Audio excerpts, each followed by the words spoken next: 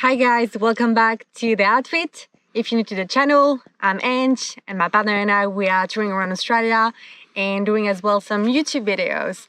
So in this video, I'll go over the process of editing on the road. If you're keen on knowing what kind of gear we use for our videos, check out the video that Chris made. I'll put the card just over there.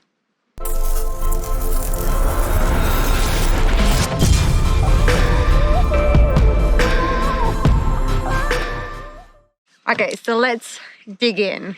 So here we are, we have two computers. When we started our trip 7 months ago, we only have the Dell. So this is Chris' computer, this is a Dell XPS 13. As you can see, it's a really compact, very light computer, so it was really handy and we thought that would be a really good choice to have on the road. We're using it for videos, for photos. We did realize that as soon as we upgraded our editing software, it just wasn't powerful enough. So we started to make videos with a software called PowerCut Director. So that was what we were using. It's an app on our phone. And that was really handy. It was really cheap. That's what we were using for our very first videos. But there is like some limitation, obviously, to what you can do with it. The main con was all our Sony footage had no audio. So all the kind of like sound that we like to have over video, like the birds, the insect, the water, the jeep, you couldn't hear anything. So there was just like constant music, the same as like the drone, for example. So that was definitely not something professional enough for what we wanted to do with our videos.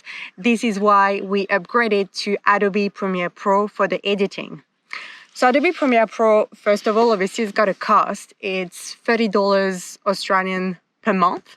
So obviously much more expensive. So that was a big investment for us, but we thought that would be a worthy one. So Adobe Premiere Pro is a great software, but can be very frustrating as well at times. It tends to kind of like crash, and it's quite a complicated software when you're new to videography. So we watched a lot of like tutorials online and tried, with mistakes and learning along the process. We still don't have like a huge timeline like all the professionals. It's still getting used to it, and we are, I think, doing better than our first videos a few months ago. So to make the videos looking even better, there's a few things that we do. So the first thing we used to kind of like upgrade our videos through Adobe Premiere Pro was the LUTs. So it's kind of like a filter you would use to edit like for photos, but that's for videos instead. So we've got a bunch of different filters that are very useful, that we'll use different ones for the GoPro footage, the drone and the Sony. So the overall effect that you want with this LUT is to be looking like more like cinematic and a bit more professional as well at the same time. So Adobe Premiere Pro is a software that requires a lot of processing power, RAM and graphics. So this computer unfortunately wasn't just powerful enough. This is why a few months ago I as well purchased a computer. So this is the MSI Prestige 15 A10 SC. So it's known to be like a gaming computer, but as well really good apparently for content creator. I'm not an expert on computers. It was a bit overwhelming. Nowadays, you've got so many choices, but I can say definitely we are really happy with it. Working on Adobe with this computer has been so much easier and so much nicer experience. So thanks to that, that allows us as well to have two computers so that we can both work on projects at the same time. So one can be editing on one computer, the other one can work, for example, on our ebook or any other project, like write emails or reply to YouTube comments. So it's really handy to have two computers when you've got two people working on the same YouTube channel. Another thing with Adobe Premiere Pro to keep in mind that we have done is we used to render the video in 4K format. So 4K is like the ultimate resolution that you can render a video and upload on YouTube. But we've realized that actually most people don't watch on YouTube 4K. Usually by default, I believe YouTube just put on 1080p or maybe 720p. So we've changed our video rendering to 1080p. not only it has cut like almost in half the actual weight of the video, but as well the rendering time was so long before in 4K. So if you're not like a professional, if you're just like us, having just like a YouTube channel on the road or even at home, definitely recommend like you render in 1080p because that would really help and save you some time. Another thing to consider with Adobe Premiere Pro is a really thirsty software. So it takes a lot of battery usage. So if we don't have the computer plug in about like an hour and a half, roughly, the computer will be dead. And that's a brand new computer. So that's something really to keep in mind. You need to be able to charge your computer. As Chris mentioned on the other video, you will need like some kind of like inverter, solar, or battery powered by your car to be able to sustain that on the road. You can obviously like stop at cafes if you can and charge, but we try to limit that and really be able to work like in an environment like that in the wild is really what we tend to do, to be able to work from anywhere. So we've got some upgrades coming up as well in that regards, so to be able to charge a bit more easily on the road. So as you saw in that previous video with our gear, we've got three main forms of multimedia. The main one being the GoPro, and then the Sony and the drone. So usually I'm in charge of more like the admin side. I drop all the footage on the computer. I break it down very like tidily in 3 folders distinct for each episode so that it's nice and tidy. And one thing really important is always to have a backup on the hard drive. So we bought like this Seagate hard drive before we started our trip. I believe it's a 5 TB hard drive, so it's a really obviously big one because we've got a lot of footage to process. So definitely something to keep in mind. Obviously, if this dies, our footage dies, but luckily we've got a lot of it now on YouTube, so we can still look back in the future. So on the road, Chris and I, we both edit and film. So sometimes if I drive the Jeep, it will film, vice versa. If I have the drone, if it's in the water. So it's really good to both be able to do it and both be able as well to edit. Obviously, I was much more like a learner. Chris has got like a strong photography background, which helped him a little bit with the videography. But me this year, I learned everything from scratch, from like drone filming to editing. So it's been a big learning curve. I'm still learning, still not a pro, but it's been really enjoyable. So usually I'm the one who drops the footage in Adobe Premiere Pro in a timeline. So I just kind of like put it in order. I've got kind of like a good visual memory. So I kind of like remember where to put the GoPro, then I put the Sony footage. So it's kind of like coming into place really seamlessly. And then we both edit. So sometimes Chris will like tend to edit the underwater footage because he's the one who shot it. So now that the video is edited, rendered, we obviously have to upload it on YouTube. So we tend to upload our episode on Friday at 3 p.m. Perth time, 5 p.m. Sydney time in Australia. And then we have recently started to do as well some videos on Sundays where we share more informative content and as well day in the life. So that's what we are doing at the moment. So obviously we've got as well our Patreon page, which is for you an opportunity to support us, to make this content on the road, because obviously we don't have a job. This is kind of like our job full time now.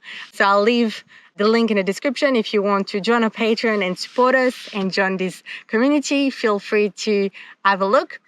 But one of the benefits that our patron get is to get the video a week early. So that's something to keep in mind. It took us a bit of time, obviously. That's why we didn't launch the subscription straight away, because we had to get used to having the videos in advance. So we usually roughly 2 weeks or sometimes even 3 weeks in advance of the schedule. So we upload a video on YouTube and then we upload them to our patrons so that they can get the footage in advance. I'm the one in charge more of like the social media aspect and the admin. So I will be the one uploading the video to YouTube, and then you've got a few things to do when you upload. You have to put a description, obviously, you have to do a thumbnail, and you have to add some tags. So to touch base on the thumbnail, the software we use to make our thumbnail is called Adobe Sparks. It's really pretty straightforward. We have a photo that we usually don't take a screenshot of our video. We actually like to take like standalone photo just for the thumbnail and just like put some text. So usually like brainstorm together about what text to put. Try to be like catchy without being like too clickbaity. So a right balance between the two. And obviously for the photos, for the thumbnail, it has a huge importance. So we used obviously Lightroom to edit our photos. So we used a custom preset that Chris made. We called it the General. So it's really good because it makes like a consistency across the different photo on our different Instagrams, and as well for our thumbnail. So that's the one we use. And obviously as well, we'll play with like the different features that Adobe Lightroom and Photoshop offer, like anything to do with like exposure and shadows and everything. This as well, we edit particularly each photo so that we don't have just like this standard preset applied to the photo. So now that we've done YouTube on the road for almost 7 months, nearly 8,000 subscribers, we've learned some things along the way. The first thing is consistency is really important. We post weekly videos, but there was 1 week where we didn't post because that was when the pandemic hit. Obviously, we had a lot on our plate, so we didn't have a video that week. And we really saw like the number of views, the watch time, the subscribers, all the analytics went down. So it was really like a shock, like just for 1 week of missing a video. So that's something to keep in mind if you are willing to having a YouTube channel. It takes a lot of work and you need to be consistent. If you just post once a month, there's a big chance that unfortunately your channel is not gonna grow very fast. So if you've got enough content to sustain for weekly videos, definitely give it a go. Otherwise, just be prepared that it's not gonna grow as fast as you would like. Then a second tip to keep in mind is really hard to find the right music and copyright-free music for YouTube. So you can use any music that you want, but if you happen to be able to monetize your content, which hopefully you will, you want to use copyright-free music. Otherwise, all the revenue generated by your ads will go straight to the artist, and all your hard work, you won't get any benefit from it. So we use a combination of music that we found on YouTube and as well a website called Artlist to find copyright-free music, and that's worked very well for us. But it's a really time-consuming process to find the right music with the right vibe for the sequence. You need like, you know, maybe sometimes more dramatic, sometimes a bit more uplifting, sometimes a bit more like hip-hop. So it takes a lot of time. It's probably the most challenging part for us to find the right music for the right clip. And the final tip, I touched base on it before, but really pay attention to your thumbnail. We've seen like a massive difference between like what a thumbnail can do on a video. It can go viral and blow up. So really pay attention to that. It doesn't mean that you have to use clickbaity thumbnails every time, but sometimes it does work. So we try to obviously have like a balance of different like thumbnail, but sometimes you need to do what you need to do. Angie's butt really works. All right, so I think I touched base on the main points. If there's anything I've forgotten, if you've got any question or needs clarification, let me know in the comments. And we would love as well to have some feedback as well about our videos, what you like to see, what you don't like as much. Obviously, we're quite new to it, so we're not pros at all. We're only quite new channel, only 7 months. So yeah, any feedback for us is great feedback. We would like as well to thank you for the support because it's still been an incredible journey to grow to where we are right now. So thank you so much, and we'll see you next time.